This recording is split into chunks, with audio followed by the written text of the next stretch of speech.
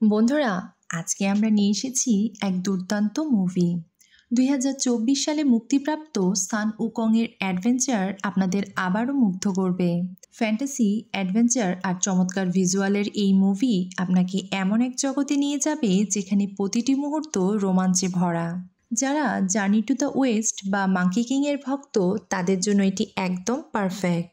গল্পের মজা আর রহস্যগুলো একটুও মিস করবেন না। ভিডিওটি শেষ পর্যন্ত দেখুন। তো চলুন জাদুর দুনিয়ায়।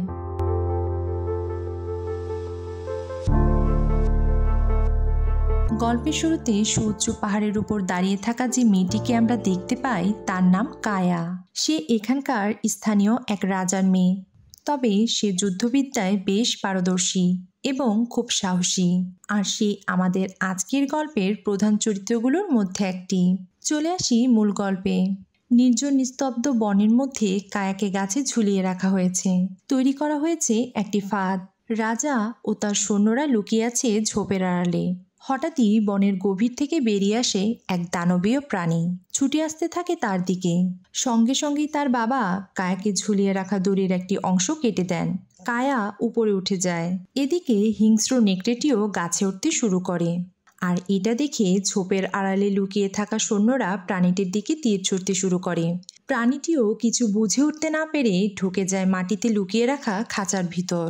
প্রায় সঙ্গে সঙ্গেই প্রাণীটিকে বন্দি করে খাঁচাটি উপরে উঠে যায়। ঝোপের মধ্যে লুকিয়ে থাকা সমস্ত সৈন্যরা বাইরে বেরিয়ে আসে। প্রাণীটির দিকে তীর নিক্ষেপ করতে শুরু করে। এদিকে ক্ষিপ্ত প্রাণীটিও খাঁচাটিকে জোরে ঝাঁকাতে শুরু করে এবং খাঁচাসহ মাটিতে পড়ে যায়। আর কিছুক্ষণের মধ্যেই লোহার খাঁচা ভেঙে সে বাইরে বেরিয়ে আসে। উপস্থিত সকল সৈন্যদের আক্রমণে পড়ে যায়। কিন্তু বাবার এমন মৃত্যু সে মেনে নিতে পারে না। এটা দেখে সে কাঁদতে শুরু করে। দৃশ্যপট পরিবর্তিত হয়। আমরা একজন বৌদ্ধ সন্ন্যাসীকে দেখতে পাই। তিনি তার অদ্ভুত চেহারার 3 শিষ্যকে সাথে নিয়ে পশ্চিমের দিকে যাত্রা করেছেন। উদ্দেশ্য জ্ঞানের খোঁজ করে তা লিপিবদ্ধ করা। এবং এই 3 শিষ্য তার সাথে আছেন বিশেষ 3 কাজে। উকং আছে তার সুরক্ষার দায়িত্বে। শূকর মানবের দায়িত্ব খাবারের দেখাশোনা। আর তান্ত্রিক তার পরিধেয় বস্ত্রাদি ও শয্যার ব্যবস্থা করে থাকেন। তবে দুর্গম পথের এই কষ্টকর যাত্রার কারণে ক্ষুধা আর তৃষ্ণায় তারা বেশ ক্লান্ত হয়ে পড়েছেন। পাহাড়ের ওপারে তারা একটি গ্রাম দেখতে পায়। বিশাল এক গিরিখাত পেরিয়ে তারা সেখানে উপস্থিত হয়। কিন্তু গ্রামের সামনে আসতেই তারা দেখতে পায় কোনো এক রহস্যময় কারণে এখানে প্রবেশের রাস্তাটি ইচ্ছাকৃতভাবে বন্ধ করে রাখা হয়েছে। তাই উকং সাহায্যের খোঁজে সামনে এগিয়ে আসে। কিন্তু তাকে সামনে আসতে দেখে দুর্গের ভেতরে লুকিয়ে থাকা সৈন্যরা একে একে বাইরে বেরিয়ে আসে। তারপর তুমি আবারও আমার মুখোমুখি হয়েছ। আমাদের সেই অমীমাংসিত লড়াই শেষ করার এই সুযোগ। তবে মনে রেখো, আমি এখন দানবদের রাজা। আজ আমি এই তুজি গ্রাম দখল করতে এসেছি। উকং বলে, আমি এখানে থাকা অবস্থাতে তো তুমি এই গ্রাম দখল করতে পারবে না। সেজন্য তোমাকে আবারও অপেক্ষা করতে হবে। আর কথা বলতে বলতে তাদের মাঝে লড়াই শুরু হয়ে যায়। কখনো সিংহদানব উকংকে আক্রমণ করে তো কখনো উকং সিংহদানবকে আক্রমণ করে। তাদের এই লড়াই ক্রমেই ভয়ঙ্কর হয়ে উঠতে শুরু করে। ক্রমাগত শক্তিদণ্ডের প্রহারে একসময় দানব সিংহটি উকংয়ের শক্তিদণ্ডটিকে কামড়ে ধরে। এতে উকং ভীষণ রেগে যায় আর তাকে সজোরে লাথি মারে। সিংহ দানবটি আবারও ফিরে আসে। এবার সে উকংকে ক্রমাগত আঘাত করতে শুরু করে। উকংও তার শক্তিদণ্ডটি ছুঁড়ে মারে। এক অসম্ভব ক্ষিপ্রতা ও শক্তি নিয়ে এটি বড় হতে শুরু করে এবং ওই দানব সিংহটিকে খাদের নিচে ফেলে দেয়। সন্ন্যাসীরা তাদের ভুল বুঝতে পারে। তারা দুর্গের দরজা খুলে সন্ন্যাসী ও তার সঙ্গীদের গ্রামের ভেতরে নিয়ে আসে। সিংহ দানবের হাত থেকে তার গ্রামের লোকদের বাঁচিয়ে ফেলায় কায়া খুব খুশি। সে নিজেই তাদের খাবারের বিষয় দেখাশোনা করতে থাকে। কায়া শূকর মানবকে শান্ত হয়ে তার খাবার উপভোগ করতে বলে, কারণ তাদের জন্য অনেক খাবারের আয়োজন করা হয়েছে। আর ঠিক তখনই গ্রামের এক বৃদ্ধ তাদের সামনে এসে উপস্থিত হয়। বৃদ্ধকে দেখে মনে হচ্ছিল সে বেশ চিন্তিত। বৃদ্ধ বলতে শুরু করেন, এই গ্রামের অধিকাংশ লোকই তুজি বংশের। কয়েক প্রজন্ম ধরে আমরা এই গ্রামেই বাস করছি। কিন্তু সময়ের সঙ্গে সঙ্গে মানুষের মধ্যে লোভ ও পাপ বেড়ে যাওয়ায় আমরা অভিশপ্ত হয়েছি। এখানকার সব পশু ও পাখিরা একে একে দানব হয়ে উঠতে শুরু করেছে, আর তাদের মধ্যে দুটি পশু ও একটি পাখি এতটাই শক্তিশালী হয়ে উঠেছে যে তারা অন্য সব দানবদের একত্রিত করে একটি ভয়ঙ্কর বাহিনী গঠন করেছে। একে একে সব গ্রাম দখল করতে শুরু করেছে, আর তারা গ্রামের মানুষদের শুধু হত্যাই করছে না, তাদের খেয়েও ফেলছে। বর্তমানে বেশিরভাগ গ্রামই তারা দখল করে নিয়েছে। বৃদ্ধের এসব কথা শুনে শূকর মানব বেশ অবাক হয়। সে জিজ্ঞাসা করে, কারা এই দানব রাজা? বৃদ্ধ ও কায়া একে একে 3 দানব রাজার পরিচয় তুলে ধরেন। কায়া বলতে থাকে, সিংহ দানব সে তো আজ এই গ্রামে আক্রমণ করতে এসেছিল, আর তার শক্তি এতটাই ভয়ঙ্কর যে সাধারণ কোনো মানুষ তার সামনে দাঁড়ানোর সাহস করে না। অন্যটি হলো হাতি দানব, তবে তার পায়ের আঘাতে যেমন মাটি ফেটে যায়, আর তার বজ্রমুষ্টির এক আঘাতে ভেঙে যায় যে কোনো পাহাড়। কিছুদিন আগে এই দানব আমার বোন এবং আরো অনেক গ্রামবাসীকে অপহরণ করেছে। আর তৃতীয় হচ্ছে শকুনি দানব। এই দানব সম্পর্কে খুব কম মানুষই জানে। আর এই কথা বলে কায়া থেমে যায়। বৃদ্ধ বলতে শুরু করেন, সে বয়সে ছোট হলেও তার পালকে রয়েছে এক অপ্রতিরোধ্য ক্ষমতা। স্বর্গের দেবতারাও তাকে ভয় পায়, আর তাদের এইসব কথা উকংকে খুব উত্তেজিত করে। আর তখনই ঘটে এক অদ্ভুত ঘটনা। বৃদ্ধের কণ্ঠস্বর, তিনি আসলে স্বর্গের বার্তাবাহক ঋষি কং। কিন্তু সাধারণ গ্রামবাসীর মাঝে বার্তাবাহক ঋষি কং এর উপস্থিতি আমাদের এই গল্পকে আরো রহস্যময় করে তোলে। আসলে ঋষি কং সন্ন্যাসীর 3 শিষ্যর জন্য একটি গুরুত্বপূর্ণ বার্তা নিয়ে এসেছেন। স্বর্গের দেবতারা তাদের সাহায্য চেয়েছেন। 3 দানব রাজাকে হত্যা করতে হবে, না হলে মানুষের পাশাপাশি দেবতাদেরও অস্তিত্ব বিলীন হয়ে যাবে।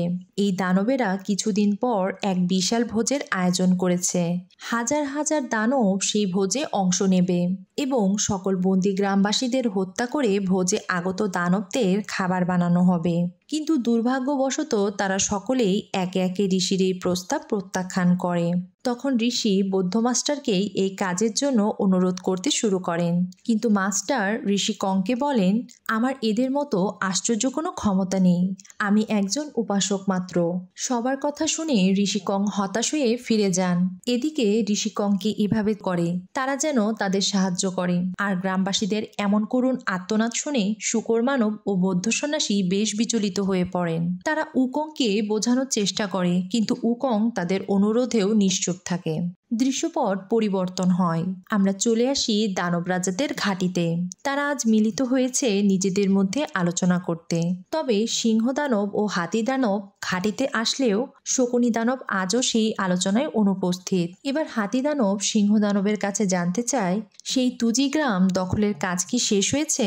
সিংহ দানব গম্ভীরভাবে বলে, কাজটা এখন বেশ কঠিন হয়ে গেছে, কারণ উকং ও তার সঙ্গীরা এখন ওই গ্রামেই অবস্থান করছে। অন্যদিকে সেদিনের রাতের খাবার শেষে উকং আর তার সঙ্গীরা বিশ্রাম নিচ্ছিল। উকং একটি প্রশ্ন করে, প্রতিবার এই দানবদের সাথে লড়াই করা কি আমাদের দায়িত্ব? তখন বৌদ্ধ মাস্টার তার শান্ত কণ্ঠে বলেন, উকং, ঈশ্বর চান পৃথিবীতে সবসময় শান্তি বিরাজ করুক, তাই তিনি তার কিছু আশ্চর্য ক্ষমতা কিছু মানুষকে দিয়ে রেখেছেন। তোমার কাছে সেই আশ্চর্য ক্ষমতা আছে যা দানবদের পরাস্ত করতে পারে। সে কারণেই তিনি তোমার কাছে ওই বার্তা পাঠিয়েছেন।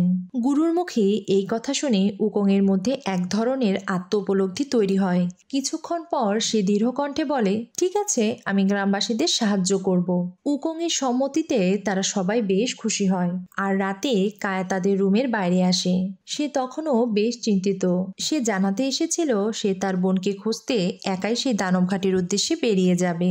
তখন কায়া শূকর মানবের কাছে জানতে পারে যে গ্রামবাসীদের মুক্ত করার অভিযানে সে ও উকং তার সাথে যাবে। পরদিন সকালে কায়াকে সঙ্গী করে তারা বেরিয়ে যায় সেই ভয়ঙ্কর দানবঘাটির উদ্দেশ্যে। কিন্তু দুর্গম পাহাড়ের গভীরে দাঁড়িয়ে থাকা সিংহ মুখ আকৃতির ওই জীবন্ত গুহাটি দেখে মনে হচ্ছিল যেন এক ভয়ঙ্কর নীরবতা নিয়ে সে ঘুমাচ্ছে। ঘাটির সামনে পৌঁছে তারা বাইরে অপেক্ষা করতে থাকে। প্রকৃত পরিচয় গোপন রাখতে তারা একটি বিশেষ কৌশল গ্রহণ করে। তারা নিজেদের পরিচয় দেয় দানব ভোজে আমন্ত্রিত অতিথি হিসাবে, এবং এই পরিচয়ে তারা একটি দানব দলের সাথে মিশে যায় এবং সেই দলের সাহায্য নিয়েই কিন্তু হঠাৎই সেনাপতি তার উপর সন্দেহ করতে শুরু করে। সেটা বুঝতে পেরে উকং তার জাদুশক্তির প্রয়োগ করে এবং সেনাপতিকে সেখানে আটকে ফেলে। নিজের রূপ পরিবর্তন করে সেনাপতির চেহারা ধারণ করে। এবার সে চলে আসে দানব ঘাটির বিশ্রামাগারে। সেখানে সিংহ দানব এবং হাতি দানব পানাহারে ব্যস্ত। সে তাদের বলে, আমাদের ঘাটির বাইরে আমি আজ উকংকে দেখেছি এবং তার চলাফেরা খুবই সন্দেহজনক মনে হয়েছে। সিংহ দানব কথাটা শুনে বেশ আতঙ্কিত হয়ে পড়ে। সে তার সৈন্যদের সতর্ক করার নির্দেশ দেয়। অন্যদিকে কায়া এবং শূকর কায়া তার বোনকে খুঁজতে থাকে, কিন্তু বন্দিরা জানায় সে এখানে নেই, তাকে সম্ভবত অন্য কোথাও রাখা হয়েছে। শূকর মানব দানব সৈন্যদের সাথে তীব্র লড়াই শুরু করে। সবাইকে একাই প্রতিহত করে সে কায়া ও মুক্ত গ্রামবাসীদের বেরিয়ে যাওয়ার সুযোগ করে দেয়। ওইদিকে উকং তার নিজস্ব ভঙ্গিমায় আসল রূপে ফিরে আসে। গুহার ভিতর তৈরি হয় আরেক নতুন উত্তেজনা।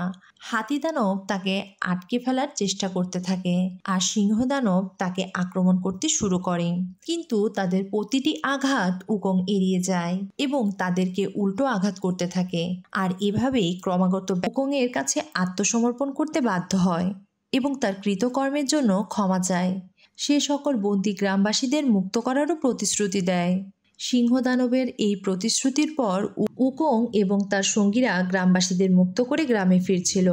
তখন সিংহদানব তাদের জানায় কায়ার বোন আসলে তাদের বন্দিশালায় নেই, হয়তো অন্য কেউ তাকে নিয়ে গেছে।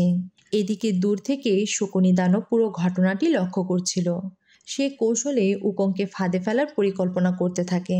রাতে যখন গ্রামে আনন্দ উদযাপন চলছিল, ঠিক তখনই সিংহ ও হাতি দানব এসে উকংকে বিশেষ আমন্ত্রণ জানায়। তারা জানায় দানব রাজা শকুনি তার উপস্থিতির কথা শুনে তাকে নৈশভোজে আমন্ত্রণ জানিয়েছেন।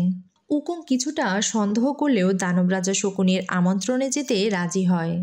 দানব রাজা শকুনি তাদের জন্য দানব ঘাটিতে অপেক্ষা করছিল। দানবদের ঘাটিতে চলছিল নিষ্ঠুর এক ভয়াবহতা। রান্নাঘরে শূকর মানব ও তান্ত্রিককে রান্না করার প্রস্তুতি নিচ্ছিল দানবেরা। ঠিক তখনই বিশাল হাতি দানব এগিয়ে আসে এবং উকং কায়াকে নিয়ে উটরাজ্যে চলে আসে। চারিদিকটা একটু ভালো করে দেখে নিয়ে কায়া রাজধানীর কারাগারে চলে আসে। সেখানে সিংহ ও হাতি দানবকে সে বলে, সন্ন্যাসীর আত্মা অত্যন্ত পবিত্র, তাকে জোর করে ভক্ষণ করলে লাভ হবে না, কিন্তু যদি আমরা তাকে স্বেচ্ছায় আমাদের খাবার হতে বাধ্য করি তবে আমরা অমর ও অপরাজেয় হয়ে উঠব। তার এই শুদ্ধ আত্মা আমাদের শক্তি বাড়াবে। হাতি দানব তাকে বলে তাদের পরিকল্পনা অনুযায়ী সে তাকে তার পেটের মধ্যে লুকিয়ে রেখেছে এবং সে চাইলেই তাকে বাইরে বের করে নিয়ে আসতে পারে।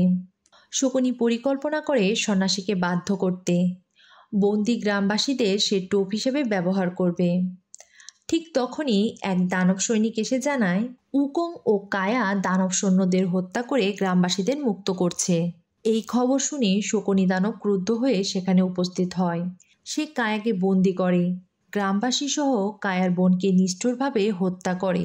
সেখান থেকে চলে যাওয়ার আগে সে কায়াকেও হত্যা করে। দানব রাজার এমন নিষ্ঠুরতা, কায়ার করুণ মৃত্যু এবং গ্রামবাসীদের নিষ্ঠুর পরিণতি দেখে উকং মানসিকভাবে ভেঙে পড়ে।